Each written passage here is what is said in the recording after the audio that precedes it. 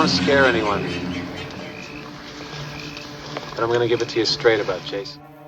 His body was never recovered from the lake after he drowned. And if you listen to the old-timers in town, they'll tell you he's still out there. Some sort of demented creature. Surviving in the wilderness. Full-grown by now. Stalking. Stealing what he needs. Living off wild animals and vegetation. Some folks claim they've even seen him. Right in this area. The girl who survived that night at Camp Blood, that Friday the 13th, she claimed she saw him. She disappeared 2 months later. Vanished.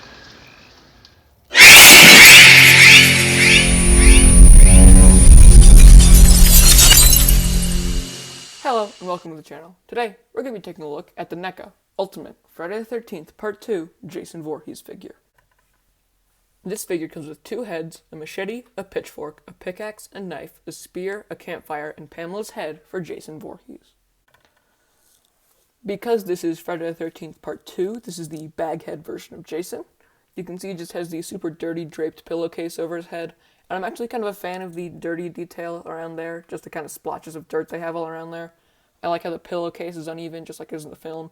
You have the necktie, and you have the hole with the eye sticking out of it, and it's very well painted on there. I very like the detail with the eye there. Around the back, it's nothing else, just a lot more creasing detail, which looks really good, and more of the pillowcase. Really, the only problem with this is you can't turn the head fully, right? You can only go like that, and that makes me wish that they made this bottom part kind of like a softer vinyl, more than just a straight, harder plastic like it is. But that's about it for the kind of sackhead Jason look.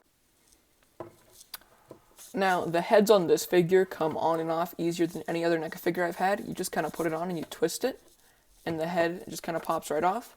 And you can put on his other head, which is his unmasked head, just by kind of twisting that on to the figure. Now, I do think that looks pretty good, and when I first saw this head like online, I wasn't a huge fan of it, but I think that's just the way they shot it, because it does look really good, like how it does in the film. You can see he doesn't have an ear on this side, which is a detail that would not remain consistent, along with his long flowing hair and scraggly neck beard. That's just kind of a thing unique to the Part 2 Jason. It's all kind of lumpy looking on this side. You can see this part of hair is not really attached, so it can just kind of hang. Around the other side, he has the very long hair and a kind of bald patch in the middle right there. And it's a pretty good thing. I do wish there was a better transition from like this thin, scraggly hair on this side to the thick hair on this side, because it does look a little off, but that's because this is one of the older NECA figures. It's not a much newer sculpt, but I still really do like that they included it, and I love the way it just kind of looks. It's very accurate to the film. He's even got the really messed up teeth and lips and that kind of stuff. He looks just really gross, and I think it looks really good for the figure. Moving on, this figure does have a very good amount of accessories, which go in both hands. There's no interchangeable hands, because this is an older figure, so they just go on one of the 2 hands, or sometimes both. I'm going to start off with the Hawkbill machete, which is what this is called, because it has the blade on the back that just kind of goes up like that. It's covered in blood on this side of the blade, unlike most machetes, which are going from this side up. And I really like how it looks. The handle feels a little big, but other than that, I really like how it is. I like how this is one piece, and then you have the 2 other pieces of plastic kind of right there.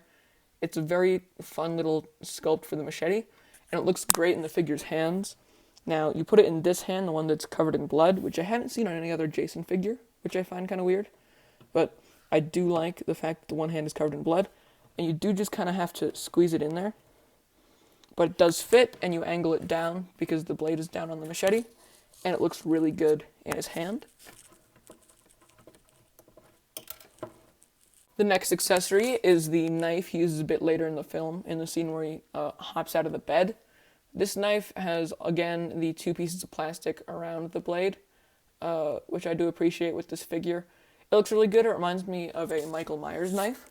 So if I grab the one from the Halloween 2018 figure, you can see this one has a much bigger handle. It's a bit dirtier around the kind of top section, not on the blade. But other than that, they're pretty similar, apart from fact that this one has a black handle and this is a dark brown, but you know, two pretty similar knives. This one just goes right in this hand, and it can go both ways and go up or down. It doesn't fit as securely as you kind of want it to, but it does look really good in that hand.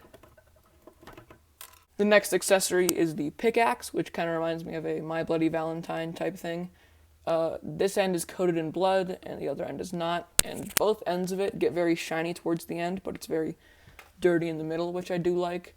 The pole is covered in blood a bit down there, and it gets a lot thinner towards the bottom.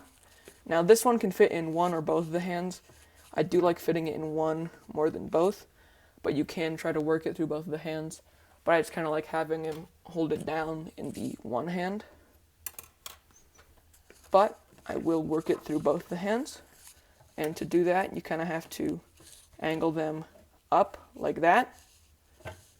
And then you work the pickaxe through the first hand and into the second one, which ends up looking something like that, which I really like the look of. I think it looks very cool, very nice in the hands like that.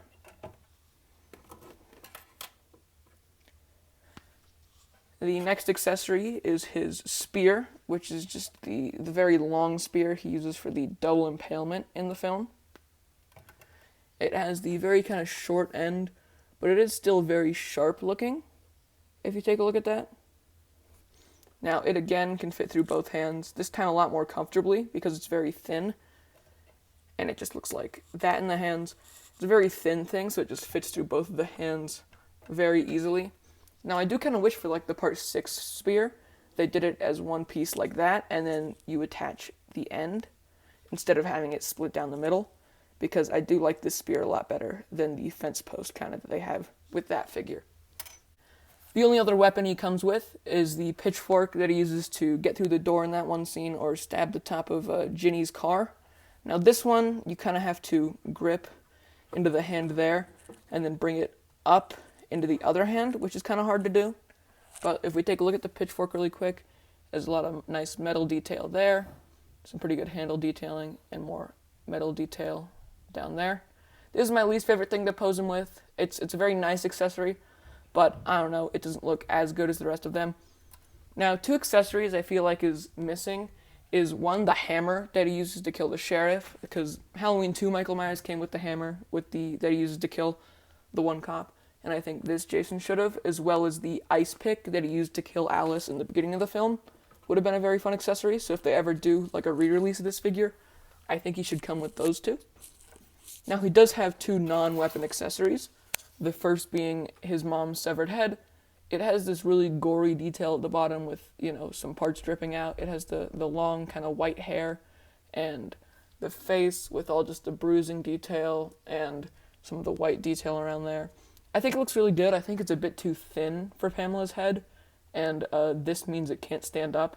It can't stand properly with that stuff on the end, but I do really like it as an accessory. You can kind of pose him holding it or something, and that's about it for Pamela's head. The last accessory is this fire. Now, it would be cool if this could light up, but it doesn't. But if it could, like the Halloween 2018 pumpkin, I think that'd be pretty cool. This is 2 pieces. It's one piece stacked on top of another that you kind of have to fit in a specific way. But once you get it all set, it's a very nice looking fire piece. I really love how NECA does their fire for their figures. But that is about it for this Jason's accessories. If we take a look at the rest of the figure, you can see he has the really nice plaid detailing all around his shirt, which looks really good. Just has the one button there, as well as the overalls, which is a separate rubber piece. You can move the torso kind of separately from it. These 2 rubber parts slot into wrinkles in the shirt, so they don't move, but they're still separate, which I really like. Obviously, this hand has the blood on it, while this does not, and they both have kind of that circled off pose. He just has these simple shoes they use on every Jason, and some very nice denim detailing, which even shows some stress on places like the knees and this part of the overalls, where it's like a lot lighter, which I really appreciate. And yeah, it's still a kind of complicated look for Jason. It's not the olive green work shirt and pants yet, but technically speaking, it's still a very simple outfit for the character. Now, if we take a look at the box, it's the normal Part 2 cover, but it has the scrapped Part 2 cover art on it, which I really like. It's made by the same dude who made the Part 1 cover art, and this was scrapped because it showed too much of Jason's face, but I like how they did put it on this figure. It's a very nice looking box. It obviously has the Friday the 13th Part 2, and Jason busting out a window, similar to the Part 3 figures box. As you can see, they do look somewhat similar. And then around the back, it's just the kind of normal NECA box with Pamela's severed head on it. But yeah, it's a very nice looking box, which I like displaying behind my figure. Now, I did bring in the Part 3 Jason to show that with the sack head on, Part 2 Jason is actually a bit taller. Obviously, neither of them are as tall as the Freddy vs. Jason figure, but they still do look very good. But I did find it kind of interesting that this figure was taller than the Part 3 figure. Anyways, thank you for watching till the very end of this video. The Part 2 sack head is probably one of my favorite looks for Jason. It's a heavily underrated look in my opinion, because I very much like how intimidating he looks in that film. Anyways, like and subscribe if you liked the video. Bye!